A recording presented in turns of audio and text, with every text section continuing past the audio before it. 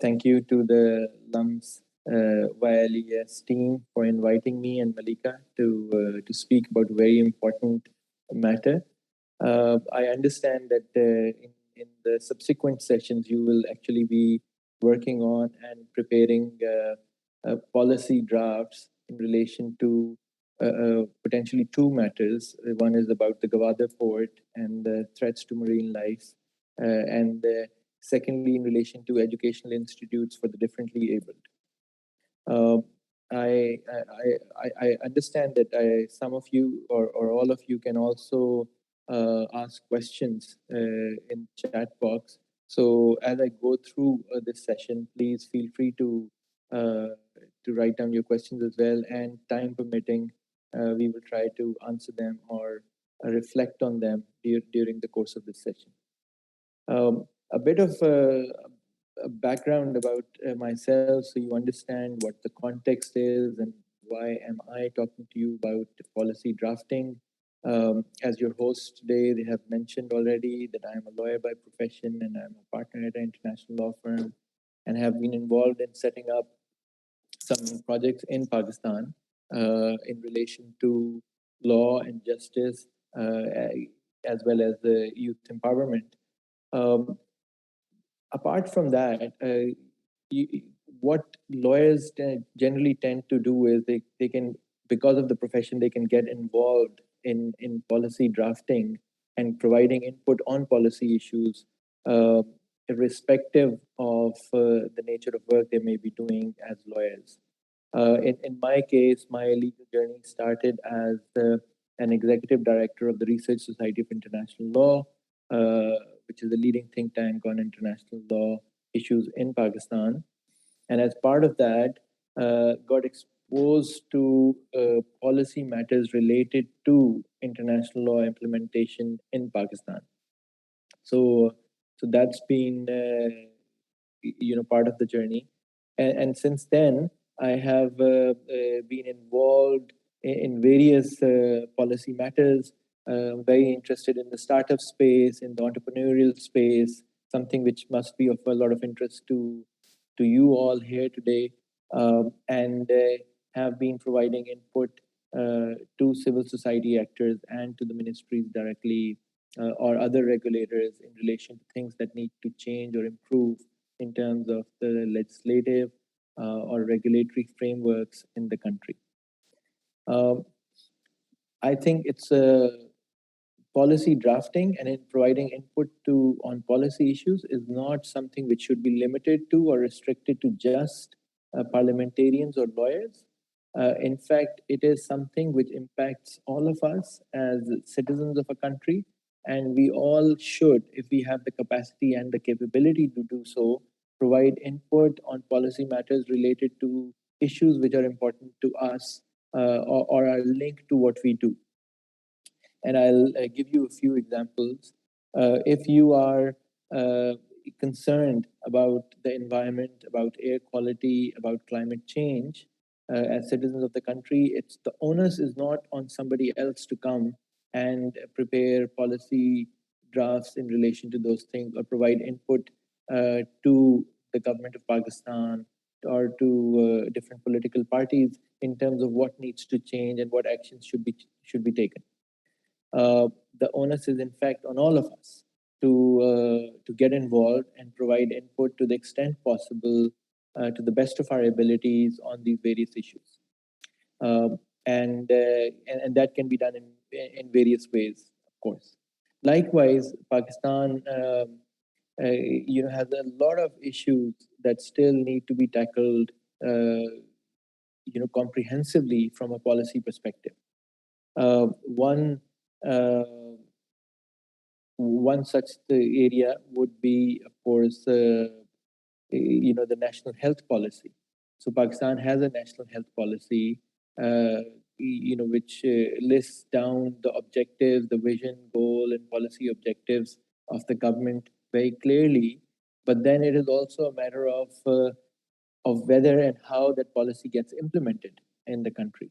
So the journey of somebody who wants to influence or provide input into policy making does not end with just providing input, in a policy document, but you should ideally stay involved in the implementation process as well, because it's all in the execution of these things. So your focus, of course, is from during this these days, over these 2 days, is on your entrepreneurial capabilities. An idea is fine, but an idea is only worth a lot if there is proper execution of that idea. So it is not very different when it comes to things such as social policy input to the government. I'll take the example of the national health policy and cite out what it says in terms of its vision. The vision of the national health policy is to improve the health and quality of life of all Pakistanis, particularly women and children, through access to essential health services. The goal of this national health policy is the goal of the national health policy is to remove barriers to access to affordable, essential health services for every Pakistani. So the vision is something that's broad. The goal, specifies what is the goal, and then the policy objectives go into a bit more detail as to what needs to be done. So in the case of the national health policy, it states 6 policy objectives. Number 1 would be provide and deliver a basic package of quality essential healthcare services. So very specific objective.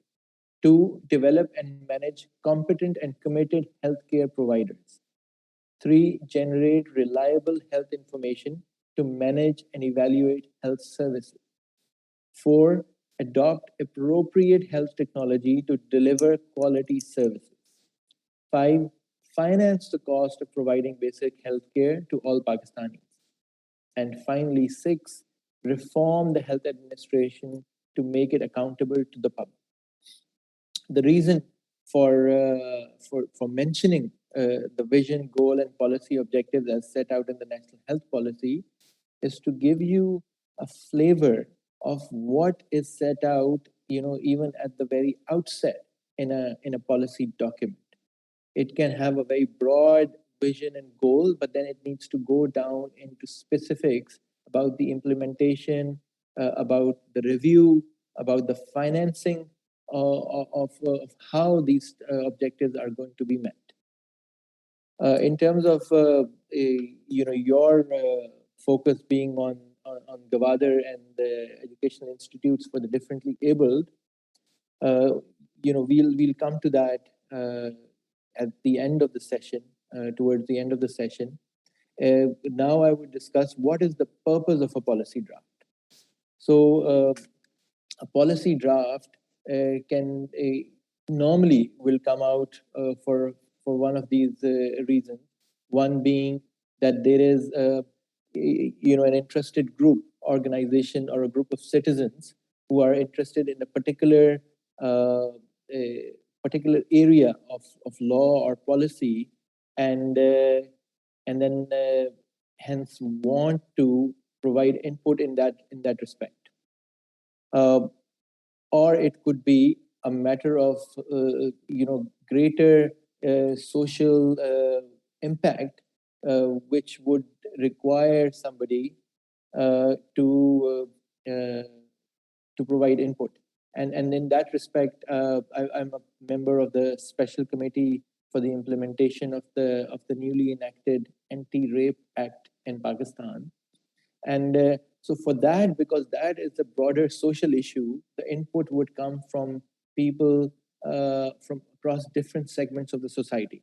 So it could be anyone who would want to give input in that respect.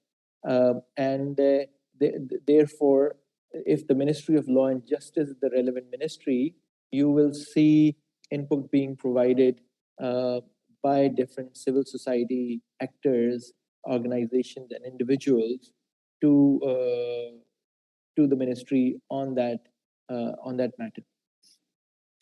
Child rights is another area in which I've been involved, and again, it's an issue which impacts the broader society. So you wouldn't see specific input just from a couple of organizations, but it's something that any of you or anyone else generally in a position to provide input can provide input on. If we talk about more commercial matters, let's say we're talking about a startup policy for Pakistan, what is required to improve the ease of doing business for startups in the country, what is required to enhance the ease with which young entrepreneurs can set up companies and start businesses at a very low cost, what needs to be done.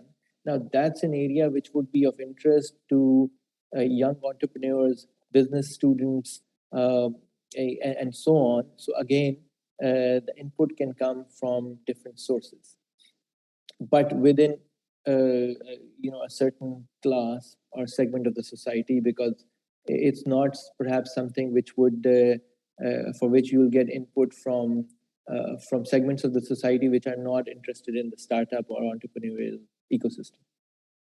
So that's one thing. So you prepare a policy draft in order to highlight some critical issues, which are of interest to you. The second thing is it helps initiate debate. Once you have prepared a policy draft, it will help initiate debate in the relevant circles around that policy issue. So that's a very important outcome of a policy draft. Third, we have to recognize that our government, and when I say government, I talk about the administrative structure of the government, not the political parties running the government, is limited. We don't have the same resources as US, UK, Canada, or Australia in terms of intellectual capacity and technical abilities within government ranks. We have limited resources with which to work. So it is incumbent upon the private sector, and by the private sector, I would include academia and students in it as well, to provide input using their own skill set and knowledge and supplement government's thinking on certain areas. So while it may be a high priority item for people to work on, let's say, the impact on the marine life in Gwadar, does the government really have the capacity at this stage to come up with detailed policies on its own? Whereas if interested groups can come together and come up with a reasonable policy draft, which takes into account the practical implementation aspects as well, it will be, in fact, a service to Pakistan and the government if such input is provided properly. So that's something that needs to be kept in mind. Eventually, the thing is that if not all policies require laws to be promulgated as well. Some policies function as a more general policy statement around which the government should think when working on that particular subject. But it could be that in some cases that policy could lead to a law as well. So the policy drafts help in evolving and defining the scope of the legislation. And in this respect, let's talk about things that I've been involved in. I've mentioned earlier the anti-rape policy, and now there is an Anti-Rape Act, different laws related to child rights and protection that are coming about. We talk about amendments to the companies law, the foreign exchange manual of the State Bank of Pakistan, and so on in respect of ease of doing business for startups, and so on. There can be various examples. On the other hand, there are more broader things like if there is a national food security policy, there is a national security policy of the country. Those may not entail detailed legislative action, but set the focus around which things should be worked on. And on that, I would just say that I don't know how many of you have come across this, but Pakistan passed a national security policy just yesterday, I believe. That's not available publicly at this stage. But one key element coming out of that is that the national security policy of Pakistan is now very much also focused on national economic security. So it's not a matter of border or physical security of the country or internal security. It is a matter very much of economic security, environmental security, and so on as well. And hence, it impacts, not just our law enforcement, paramilitary, and military forces, but also individual citizens. And it's a good that there is a realization that economics and economic situation of a country is paramount in this day and age in relation to any national security issue. So I would encourage you to read a bit about this latest policy and what it entails, and take it from there. Then, in terms of the structure, it is important to understand that you have to give a context first. So when you draft a policy, you should give a context at the beginning as to why are you preparing that policy draft. What is the need? If you're talking about impact on marine life in Gavadir, you need to set out in a rather brief form the reasons, the context in which you're talking about.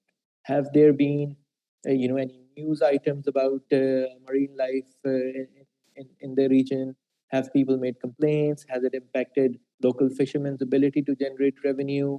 Are there pollution issues? What is really happening? What is the context that needs to be set out? Then you need to go and talk about the vision, goal, and objectives. We have discussed this before in the context of the national health policy. Similarly, you'll need to have your vision and goal in a broader format, and then list the objectives. What are you really seeking to do? What the government should be doing? So that things are a bit clear. Then you talk about challenges. What are the challenges that are being faced by people in that context, or the environment, and so on? And you need to address those challenges in your policy draft as well. And then you need to have response related issues mentioned in terms of what is the response that the government should be doing to address the challenges in the context that you have set out. And then finally, the recommendation would be to include priority action.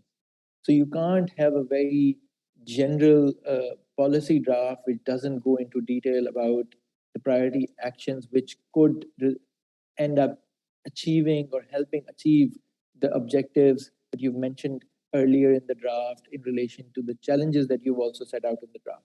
So that's how it should flow, starting from the context, that vision, then the vision, goal, and policy objectives, then going into what are the challenges, what's the response that can be given, and what are the priority actions which can help with all of this.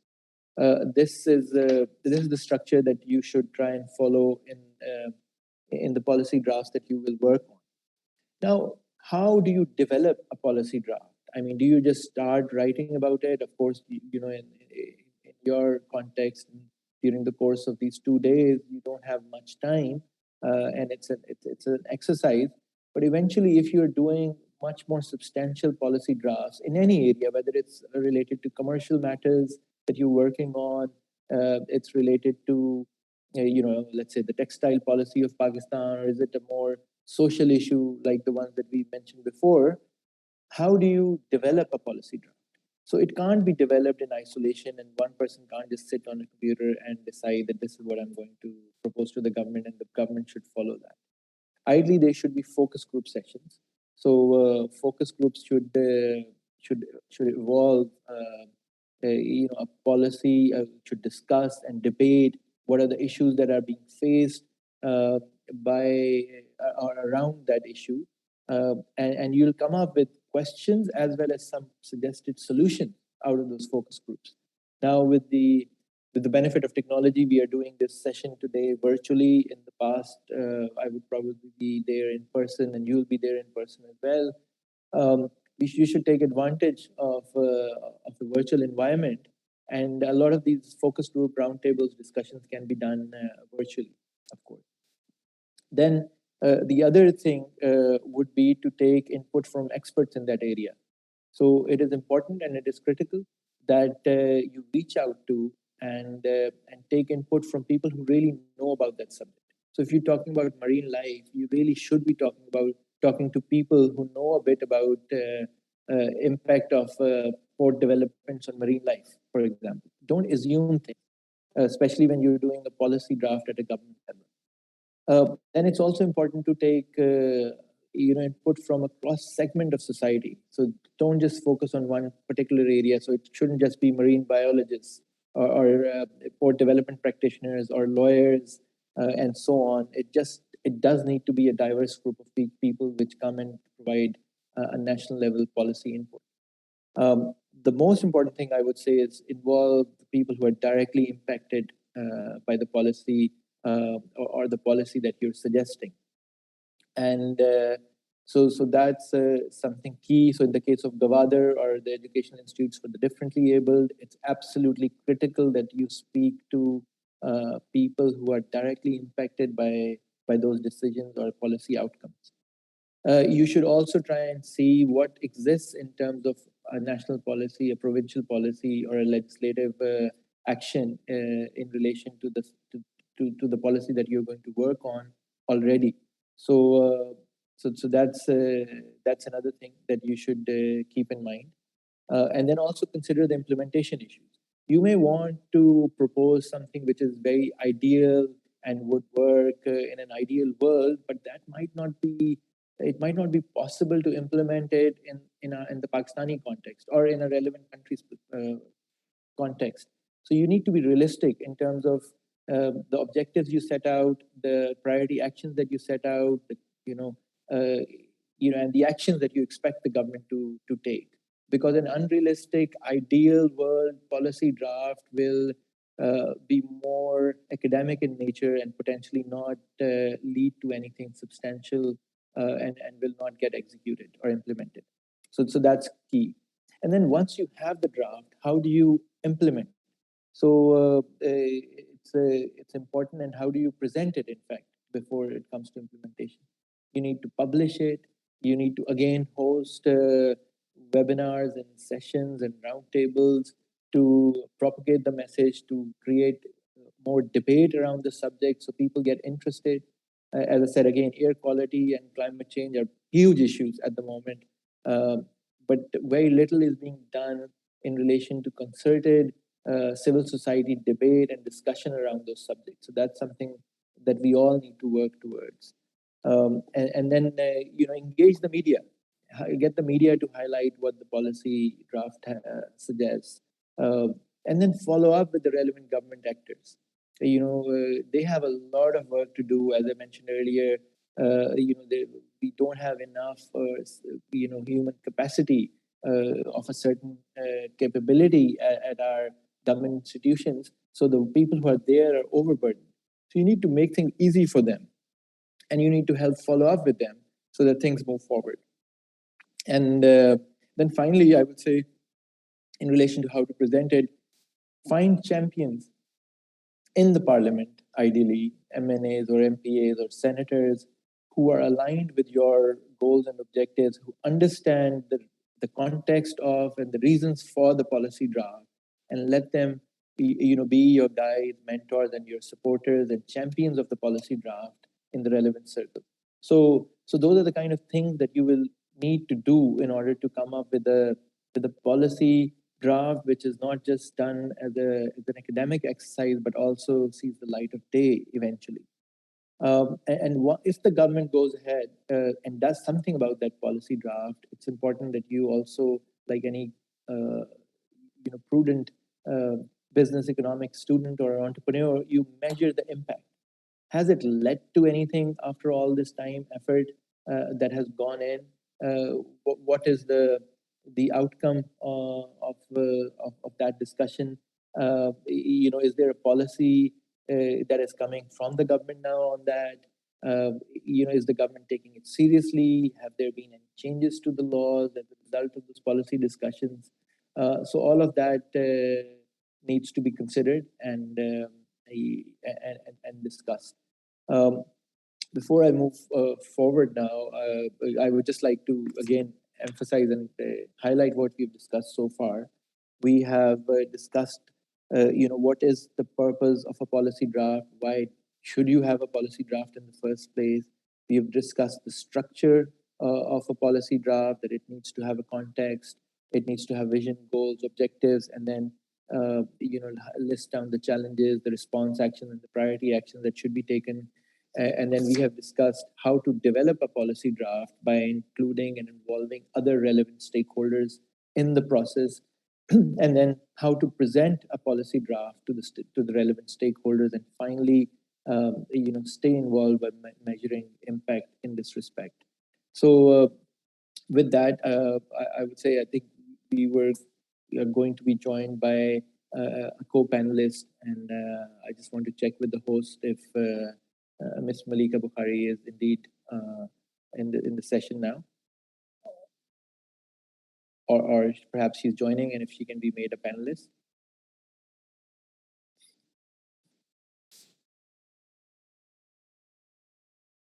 And I would just, a brief introduction about Ms. Malika Bukhari was done earlier. I would just add that she's a member of the National Assembly, and she's the Parliamentary Secretary for Law at the Ministry of Justice, Law and Justice, and has been at the forefront of bringing forward policy-related changes in many respects, most recently in relation to the Anti-Rape Act, and she leads the special committee in that respect. I will be asking her some questions because she is a relevant stakeholder. She's involved in taking input on policy matters from people like you and me, and then also involved in implementing policies at the government legislative level. Right. Okay, I think I'm here. Hi, Taimur. Hi, Assalamu alaikum, Malika. How are you? ऐसे आप ठीक हैं? बिल्कुल ठीक जी. So we are joined by students not just from LUMS but other institutions. This is part of an entrepreneurship summit that's done by society at LUMS, and the hosts and I gave an introduction about you earlier. We have discussed so far that what's the purpose of a policy draft, what should be the structure of a policy draft, how should a policy draft be developed by including relevant stakeholders, how should it be presented, and how to keep involved in its implementation moving forward as well. But we've discussed it from a very general perspective. And the idea of requesting you to join today, I realize you're busy and we were just talking about human resource constraints as well at the government level. So thank you for joining. Just for everybody's reference, can you perhaps start by telling a bit about what your role entails? You are also a female role model, right? So, I mean, it's important for some of them to hear about, the work that you do at the moment.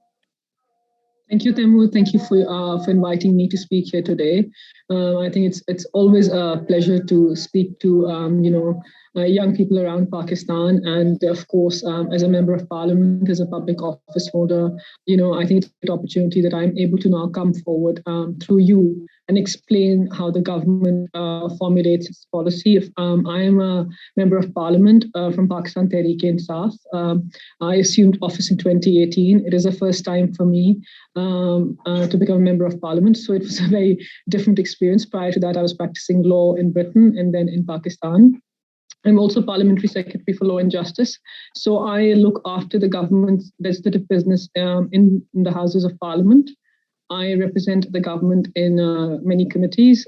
There's a Prisoners Reform Committee formulated by the Prime Minister. I'm a member of that committee. We were doing a lot of work on criminal law reforms that will come out very soon. I'm a member of that committee, and I also head the special committee on implementation of anti-rape laws that have recently been passed. So it's a lot of work. I also have to defend the government's position in Parliament on important constitutional bills with a very friendly opposition. So it's always a great experience. So I've got my hands full. I also sit at the Ministry of Law and Justice full time. So I also draft opinions. I draft legislation. I assist the law minister in all the work that he does. So it's quite a heavy workload, but I would not do anything different. I think this is exactly what I wanted to do, and I'm very happy to be here. So that's my introduction. Anything else, Taimur? Do we Absolutely. have another question? Sure. Absolutely. I mean, I would just add to this and ask that you mentioned that you lead the special committee on the implementation of the Anti-Rape Act.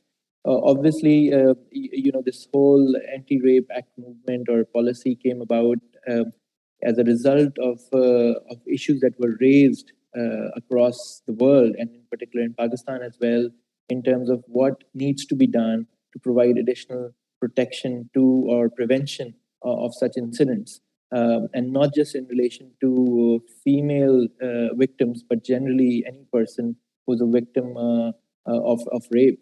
How did that policy, maybe if we take that specific example, how did that policy come about, and how do you think it's moving forward? I know it's the scope of just this particular law is quite comprehensive, but any thoughts around it that you can share from a policy drafting perspective that will be really useful.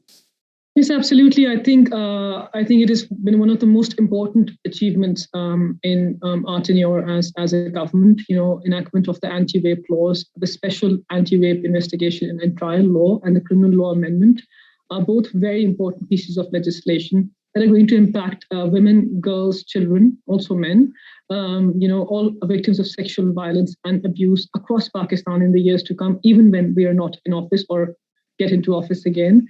So it was important that any law that was formulated was not formulated in a silo, that public office holders sitting in the Ministry of Law and Justice did not draft this law entirely on their own. So we looked firstly at models in other democracies across the globe. How has the rape and sexual violence law evolved? We looked at India, we looked at Sri Lanka, we looked at Bangladesh. Then we looked at Western democracies and tried to analyze where it was working, the rape laws, and where they were successfully getting convictions, and where they had a more victim-centered policy. Because it's not that we didn't have anti-rape laws in Pakistan prior to this. Of course we did. In 2016, a very good law was passed, but there was a lot that needed to be filled in. There were gaps in the law. There were lacunas that required to be filled in, and that was the objective that we were trying to achieve. So we consulted with human rights activists. We consulted with lawyers. We consulted people who had worked in the profession. We even spoke to some survivors. We spoke to police officers, prosecutors, duty bearers across the spectrum to understand what was stopping them, what was hindering them from performing their duties. And they came back with some very good suggestions. So it was a very long process. We had a team that included myself, the law minister, the human rights minister, the minister for accountability, and some other lawyers. So it was a very elaborate exercise of consulting a lot of people and then drafting a special law that went through a very stringent process. So I think from our perspective, making a policy on, putting a stop to sexual violence in Pakistan that is becoming endemic was a top priority. But we knew that we couldn't just do that independently in a room at the law ministry without any input and without drawing comparisons and without understanding the gaps. So it went on for quite a few months, and then we passed an ordinance, and I think we did the right thing. Although we got a lot of critique for passing a special law through an ordinance, I think it worked, because when the ordinance was being implemented, all the gaps and all the problems within the law came forward, and then we re-amended the law when we passed it as an act of parliament recently. So I think that objective of passing an ordinance and then laying a bill in the Houses of Parliament, I think it's a good exercise, and I think it should be done because it allows you to test the waters. So a very long process that will enable a very long journey to implementation. But yet we've achieved the first milestone of passing the law. We have the anti-rape special committee in place, and we're moving forwards in terms of implementation. So I think from my perspective as a policymaker, without consultation without speaking to people who have to implement the law, without speaking to effectees. You cannot draft any policy, and you have to look at the dynamics of your country too. Something that worked in Britain will not work in Pakistan because we're culturally different. So we tried to look at models across South Asia to see what worked there. For example, we abolished the two-finger test because other countries in South Asia were using it and they had abolished it far before us.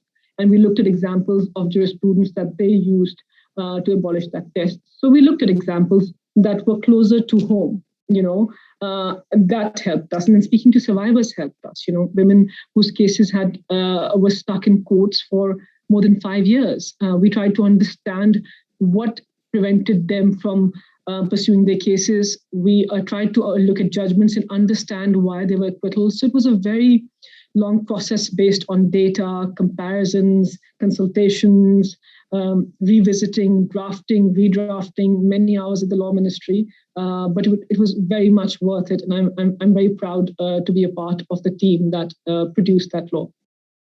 Excellent. And I think you've made some very good points in line with what we were discussing, that, these drafts or even a policy cannot be developed in isolation. And hence it's very important, especially for our audience today, to recognize and realize that they will need, if they are coming up with policy drafts, they need to discuss those or the ideas or develop those in consultation with the wider group of people.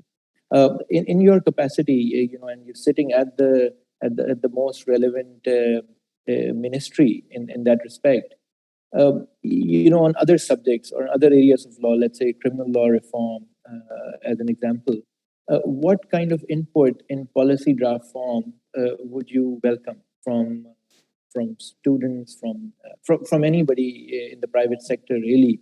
And what should be the format of that? I mean, are you interested in very lengthy 1,000-page research papers which are called policy drafts, or you're interested in something more specific, talks about more specific actions and is more policy focused? If you can share a few thoughts around that.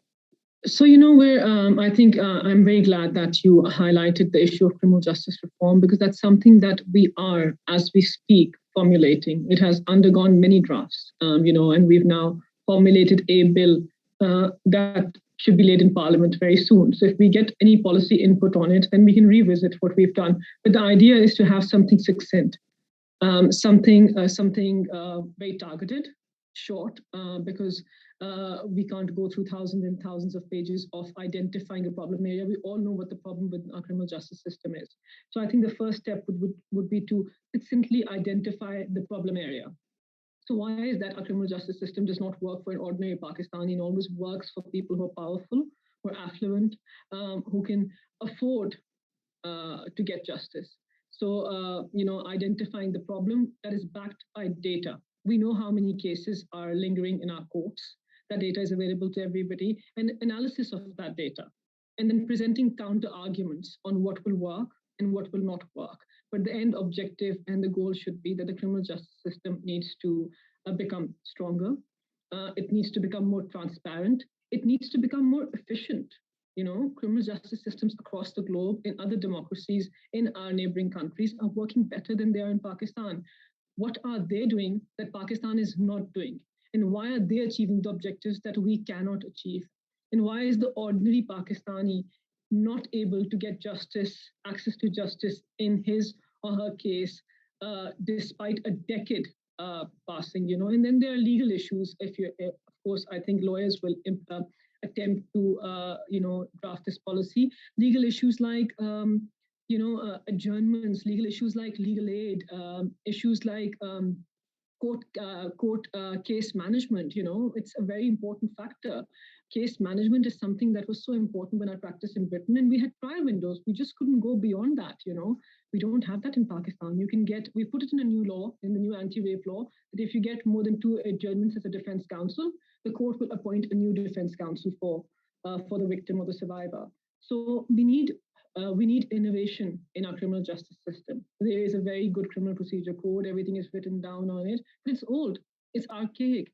It hasn't been amended for 70 years, and we're now trying to do that job. And linked to that are many other laws, like the Evidence Act, like the Pakistan Penal Code, like all other special laws. So somebody needs to make an attempt to identify the problem, backed by data, setting out in a tangible form what the government must do to ensure that access to justice, is available for all, especially for the most vulnerable. For example, in this new criminal justice system, we're reforming the mercy petition process because it was archaic, it was long. Prisoners were expected to fill in forms and do things that they were unable to do without any legal aid. So we've amended the entire process to make it easier for somebody who has been given a death sentence to then make a mercy petition to the president. And that process has been based on international best practices, on Bangkok Mandela rules, prison rules that were implemented across the globe. So any policymaker making an attempt has to draw comparison, present arguments in favor of that comparative analysis and against it, and see what the policymaker will be confronted with when they want to implement the law. You have to think outside the box. A law is as good as the paper it's written on if it's not implemented. So somebody advising us on criminal justice reform needs to understand that we have a limited time. We need 10 key points on what we can do tangibly to change the criminal justice system, backed by evidence, with comparisons, and keeping the public office holders' role in mind, and trying to analyze what problems will we face when we want to, implement this law. For example, lawyers are a big problem. We wanted to implement the Civil Procedure Code amendments. Guess who stopped us from doing it? Our fellow brothers as lawyers, because it would undermine their practice. So, these are practical issues that need to be kept in mind, and the policy makers and implementers of the law have to deal with it. So a couple of these things, of course, I can say, more stuff about it, but this is what we're facing right now. And this is quite targeted. And we would love input coming on criminal justice reform, particularly because it's been a key PTI manifesto commitment. And it's very important for the people of Pakistan, especially women and girls and vulnerable people, mentally ill prisoners, poor victims or offenders who are stuck in jail because our criminal justice system just does not work for the ordinary Pakistani. Perfect. So if I can take a question from the chat, and perhaps it's not specifically related to policy drafting, but I know the response to this, and maybe you can highlight it. The question is that there is a big chunk of cases in relation to rape or sexual harassment or sexual assault matters which are not reported due to family or societal pressures and so on. And how does this new act resulting from the policy input that you mentioned, the cross segment input that came through, is that being addressed to some extent by having, let's say, female officers in the police stations or medical legal personnel and so on, improving access perhaps?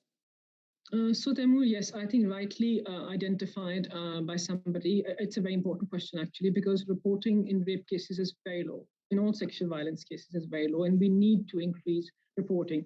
And the first step to that is awareness. I need women, children, all victims of sexual violence across Pakistan need to always understand that they have rights under the law, that the law protects them, that the government stands behind all victims of sexual violence. So they need to be empowered in terms of their understanding, and they need to feel confident and safe enough to come to a police station. So we're trying to remove barriers to people coming into police stations. For example, under the new law, we've tried to ensure that victims of sexual violence don't go to a police station. They report things in a hospital. They go to an anti-rape crisis cell set up in a hospital, because victims of sexual violence don't belong in police stations. They belong in an environment where they're secure, where they can be heard in a safe environment. So we've tried to shift presence of victims from police stations to anti-rape crisis cells in district headquarter hospitals under the supervision of a deputy commissioner. The other thing we've tried to do is introduce independent support advisors at the very first tier of a sexual violence case. Now, these independent support advisors will be members of the community. They can be a lawyer, a psychologist, a doctor, somebody, a social activist, a human rights activist, anybody who has no criminal record, obviously, and is vetted by the Ministry of Law and by the police, and is able to offer a few hours of pro bono support, just emotional, psychological, legal support to a victim of sexual violence. And I think that can, to some extent, transform the experience of women. And it was piloted in KP when I was working there as a gender advisor, and women were coming forward. The other thing we want to do is increase more women as duty bearers in the system. Currently, only 1% of women serve in the police force. We know there is evidence to suggest that when a woman is an investigation officer, that improves the quality of investigation in a sexual violence case, because this is how the culture is in Pakistan and anywhere across the globe too. I think you just feel comfortable speaking to a woman about your sexual violence experience. I was reading the Mukhtara Mai case judgment for something I had to write up recently. And it was the most appalling experience of my life. I mean, to read that judgment and to see what she had been put through as a woman, the kind of questions she was asked, the kind of statements that were made about her, through police officers, undermining her testimony. This is the reason why women don't come to police stations to report cases. So we have to change the Thana culture. We have to introduce more women. We have to give women independent support advisors who can give them, psychological and emotional support. And of course, the government has to, from the very top, show zero tolerance for sexual violence. If a woman or a girl or a child knows that the state is behind them, they will feel more comfortable in coming to a police station. And we need to hold duty bearers to account. Police officers and prosecutors who undermine investigation or prosecution belong in jails, because they do things as public office holders that they mustn't do, and they hinder the process of justice for very vulnerable victims. So I think the state has to, at some point, start taking action against those people who undermine important cases. That's not been done before, but it needs to be done very quickly and most importantly. Absolutely. There is a question that, of course, a lot of people ask, again, an important question. And I would like if you can, just share your thoughts on it. Non-lawyers don't understand that cases have to go through a certain process and hence take time. The trial takes time. So the question is in relation to the Kadam case, that why is it taking so long? So I can answer that, but perhaps if it comes from you, at least, maybe people will get a better idea. So yes, the Noor Muqaddam case, I think, is the whole entire horrific case that took place in a very posh sector in Islamabad. There's a real question mark on how safe women are across Pakistan, and I think it puts a big question mark on our credibility as a state. So women of Pakistan are very angry, rightly so. They feel hurt. They feel angered by the fact that they cannot be protected, and why did it take place? Many questions. A lot of women wrote to me, they called me, they messaged me saying, I don't feel very safe in my own home. I don't feel safe going to my friend's place. Are state services able to prevent such crimes? And unfortunately, I had to say that maybe at this moment in time, we're not in a perfect situation to protect the women and girls of Pakistan adequately. So yes, I think it was a horrific experience, and I had to go through the ordeal of speaking to somebody who was investigating the case directly, and I cannot relate the nature of the entire horrific offense that took place that day, but very painful for all of us. So the delay is also very painful because everybody in Pakistan, every Pakistani, girl, boy, man, everybody wants to see the person who committed that grave crime to get the most stringent punishment. Now, Taimur, you're a lawyer and you understand, and we both understand that in a criminal case,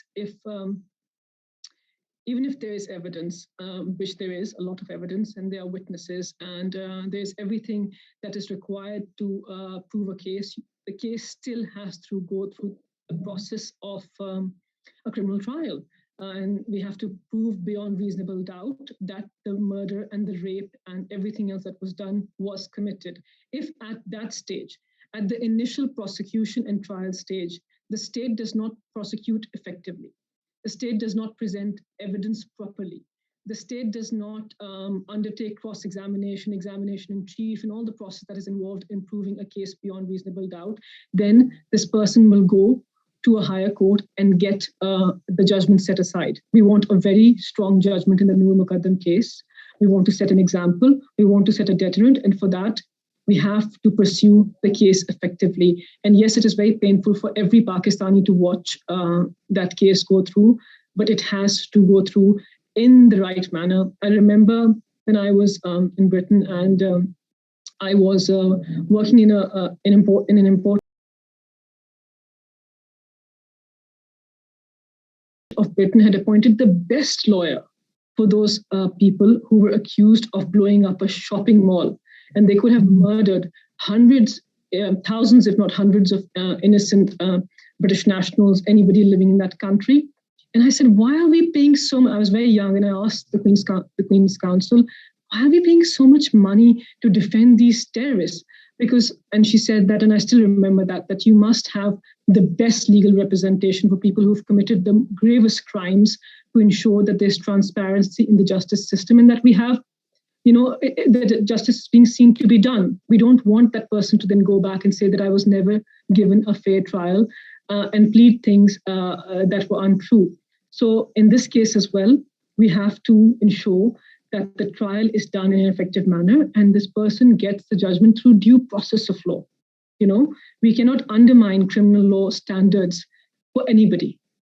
Pakistan has a strong justice system with many loopholes, but we must set examples in the most difficult cases for other cases to follow and, for in the future too. So very difficult, very horrific for all of us to see, but it must go through all the stages of criminal trial and get a strong judgment on the test that the criminal justice system has set for it. Absolutely, and Malika, just on at the very end, I would say that we've received a lot of questions in relation to the Anti-Rape Act and what is classified as rape. What is being done to increase awareness. Women can be raped in a different relationship as well. I guess that's pointing towards marital rape situations. Then what's the situation of minor, children, including boys who suffer in this respect? And sometimes the society in Pakistan actually makes fun of it instead of recognizing and categorizing this as sexual assault and rape, which it is. So I think there is a lot of work that needs to be done for the implementation of this Anti-Rape Act on all these comments which are coming from our young listeners who are indeed the future of Pakistan, some of the brightest in their age group in the country, and we really hope that they will take some points from today's discussion and would come up with and would devote their own time, as some of us do, to providing policy input on issues that are important to them and to support the government in taking them forward. Then, at the very end, would you have any message for our listeners, for the audience, in terms of what they could do? I mean, these are mostly, I guess, I'm not sure about the exact specifics, but I guess most of them are perhaps business students, may not end up being lawyers. So hopefully some of them will follow you into parliament as well, especially the female members of the audience. But any final thoughts, please?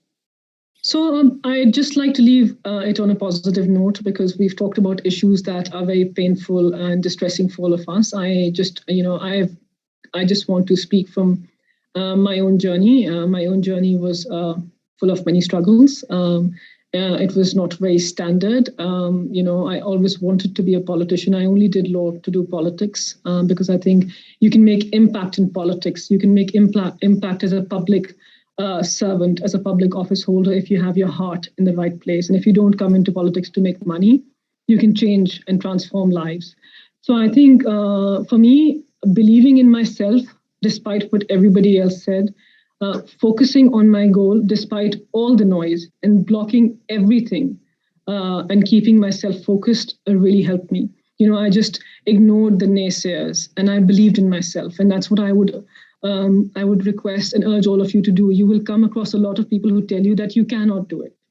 Well, they are behind you because they cannot do it and they don't believe they will ever do it. So believe in yourself, keep working hard, burn the midnight oil, and do the impossible. Aspire for things that nobody's ever achieved, because nothing is impossible if you put your mind to it. And I think women like me are a leading example of that. My father was not a politician. I don't belong to a political family. I'm a middle-class professional, and I'm still in parliament, holding important public office.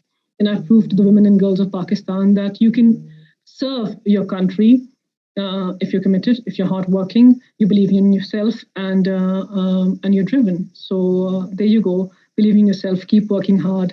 Keep aspiring for great things, and inshallah, you will all achieve your goals. And serve Pakistan, of course. Thank you very much, Malika, for joining us today. It was a pleasure. Thank you, Taimur. And thank you once again. Okay. Thank you, Taimur. Lovely speaking to all of you. Thank you.